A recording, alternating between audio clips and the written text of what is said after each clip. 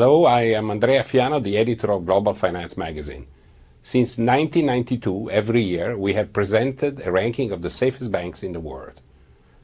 To present the methodology and the results of these rankings, we have with us Andrew Cunningham, who has been the coordinator of this project for the last 7 years.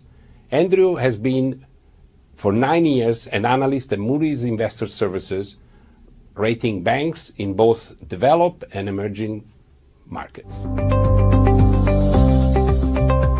be eligible for inclusion in our rankings of the safest global, emerging market, commercial, Middle East and European banks, there are 2 criteria.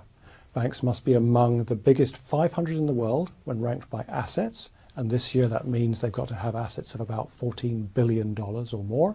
And secondly, they must hold a rating from at least 2 of the 3 international credit rating agencies, Fitch, Moody's and S&P.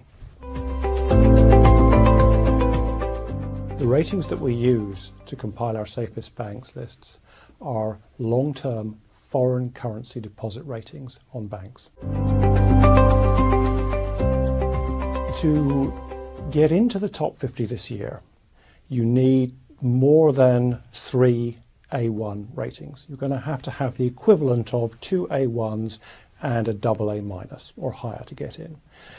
And what we're seeing in terms of which banks are in, which banks are out, we've seen the downgrades of some of the big Canadian banks, we've seen the downgrades of some of the big Australian banks, and some of the larger Chinese banks have also been downgraded recently as a result of Moody's downgrade of China, the sovereign rating.